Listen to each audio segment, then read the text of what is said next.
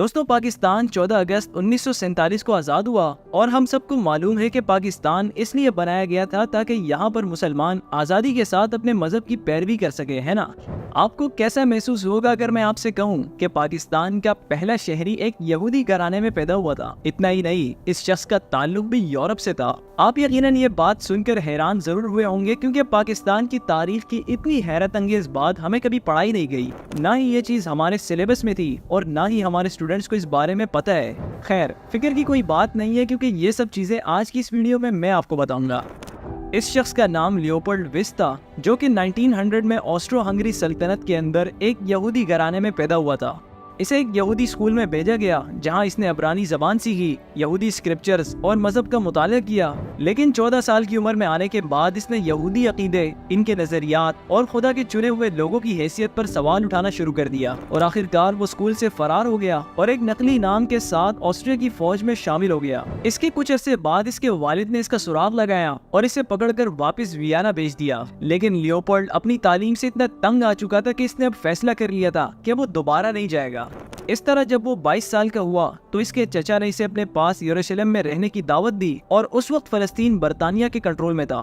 Leopold جب فلسطین پہنچا تو وہ دیکھ کر حیران ہو جاتا ہے، کیونکہ فلسطین ایک عرب میجورٹی ریجن ہے، اور اس نے جو عربوں کے بارے میں پڑھا تھا یا سنا تھا، اس کے مطابق تو عرب بدو لوگ ہیں جو کہ غربت کے مارے صحرا میں ادھر ادھر پھرتے ہیں، جو کہ ایک قدیم مذہب کی پیروی کرتے ہیں اور ہر ایک کے ساتھ جارحانہ سلوک رکھتے ہیں۔ لیکن یہاں فلسطین میں لیوپولڈ دیکھتا ہے کہ عرب لوگ تو نہایت ہی مہذب اور نفیس لوگ ہیں، جو کہ اپنے ارد گرد کے لوگوں کے ساتھ بالکل امن کے ساتھ رہتے ہیں۔ اس دوران لیوپولڈ نے ایک جرمن اخبار کے لیے کام کرنا شروع کیا، جس میں وہ یروشلم میں اپنے تجربات کے بارے میں مضامین شائع کرتے تھے۔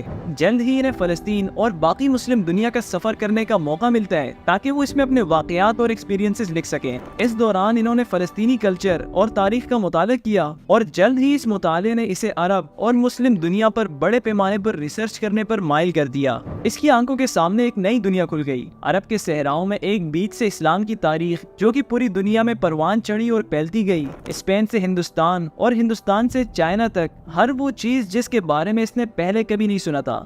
لیوپولڈ اسلام اور مسلمانوں کی تاریخ سے کافی متاثر ہو چکے تھے، لیکن ایک چیز نے انہیں بہت مایوس کیا، اور وہ یہ کہ مسلمان ریاستیں اب غیر ملکیوں کی کالونیز اور رعایا بن چکی تھی۔ لیکن ان کی یہ مایوسی جلد تبدیل ہونے والی تھی۔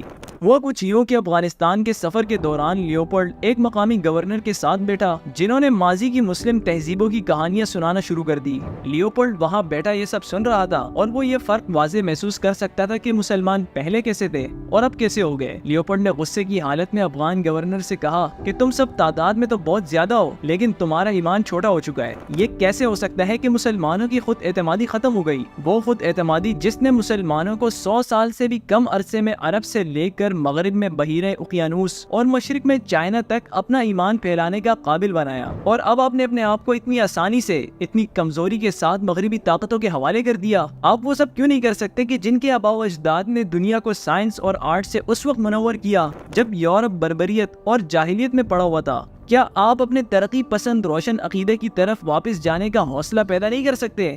جب لیوپولڈ نے اپنی بات مکمل کر لی تو گورنر نے جواب دیا کہ آپ مسلمان ہیں۔ لیوپولڈ نے فوراً انکار کر دیا، لیکن اسی لمحے اس کے دل میں کچھ بدل سا گیا۔ لیوپولڈ افغان گورنر کی اس بات کو کبھی ذہن سے نہ نکال سکا، اور چند مہینوں بعد آگے چل کر اس نے قدم بڑھاتے ہوئے اسلام قبول کرنے کا فیصلہ کر لیا۔ اس نے جلد ہی اپنا نام بدل کر محمد اسد رکھا، اور 1927 میں حج کے لیے سعودی عرب پہنچ گئے۔ وہاں انہوں نے کنگ عبدالعزیز سے دوستی کی، اور مسلم دنیا کی بدلتی ہوئی سیاست کے بارے میں مزید جاننے کے لیے کنگ عبدالعزیز کے بااعتماد مشیر کے طور پر کام کرنا شروع کر دیا۔ محمد اسد مسلمانوں کو اس کولونیل نظام سے آزادی حاصل کرنے میں مدد کے لیے بے چین تھے، اس لیے انہوں نے شمالی افریقہ کا سفر کیا، جہاں ان کی ملاقات احمد شریف السنوسی اور عمر المختار سے ہوئی، جو اطالوی حملوں کے خلاف لیبیا کے دفاع کے لیے جدوجہد کرنے والے فریڈم فائٹرز کے گروپ کے رہنما تھے۔ اس کے بعد 1932 میں محمد اسد ہندوستان آئے، جہاں ان کی ملاقات پاکستان کے روحانی والد اور عظیم شاعر علامہ محمد اقبال سے ہوتی ہے۔ علامہ اقبال نے محمد اسد کو اس بات پر راضی کیا کہ وہ ہندوستان میں اور ہندو اکثریتی ریاستوں میں رہنے والے مسلمانوں کے حقوق کے لیے لڑے، یہاں تک کہ مسلمانوں کے لیے ایک الگ ریاست بنانے میں کامیاب ہو جائے۔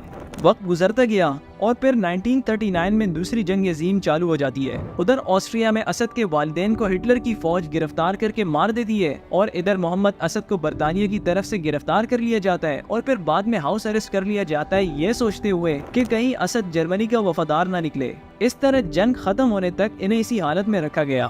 جنگ ختم ہونے کے بعد برطانیہ کمزور ہو چکی تھی اور وہ اس قابل نہیں تھے کہ اب وہ ہندوستان کو ایک کالونی بنا کر رکھ سکے۔ اسد سمیت بہت سے مسلم رہنماؤں نے مسلمانوں کے لیے ایک الگ ریاست بنانے کی حمایت کی اور اس طرح انگریزوں کے جانے کے بعد 14 اگست 1947 میں پاکستان کو آزادی ملی۔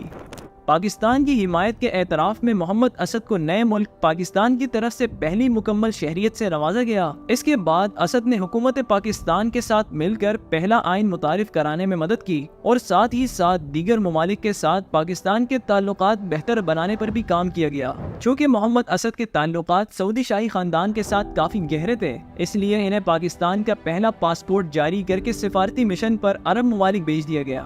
بالآخر 1952 میں محمد اسد کو اقوام متحدہ میں پاکستان کا سفیر بھی مقرر کیا گیا۔ اگرچہ کچھ عرصے بعد انہوں نے سیاست چھوڑ کر کتابیں لکھنے پر توجہ دی۔ انہوں نے اسلام کے حوالے سے بہت سی کتابیں لکھی، خاص طور پر قرآن مجید اور صحیح بخاری کو انگلش میں ٹرانسلیٹ کرنے میں کافی وقت صرف کیا۔ انہیں بعد میں جنرل ایوب خان اور جنرل ضیاء جیسے حکمرانوں نے سیاست میں واپس آنے کی دعوت بھی دی، لیکن انہوں نے اپنی کتابوں کے ساتھ اپنے گھر میں رہنے کو ترجیح دی اور آخرکار 1992 میں محمد اسد انتقال کر جاتے ہیں۔ کس نے سوچا ہوگا کہ آسٹرو ہنگری میں پیدا ہونے والا ایک یہودی ساؤتھ ایشیا کے مسلمانوں کے لیے اتنا اثر انداز ثابت ہوگا کہ اس کے لیے نئے اسلامی ملک پاکستان کی پہلی شہریت اور پاسپورٹ بھی دیا جائے گا۔ تو دوستو، یہ تھی پاکستان کی تاریخ سے متعلق ایک ایسی شخصیت جن کے بارے میں افسوس کے ساتھ بہت کم لوگ جانتے ہیں، اور انفیکٹ مجھے بھی ان کے بارے میں کچھ دنوں پہلے ہی پتہ چلا ہے۔ خیر، آپ کو یہ ویڈیو کیسی لگی مجھے کمنٹس میں ضرور بتائیے گا اور اس چینل کو بھی ضرور سبسکرائب کیجیے گا۔ آپ سے ملاقات ہوگی ایک نئی ویڈیو میں، تب تک کے لیے اجازت دیجیے۔ اللہ حافظ۔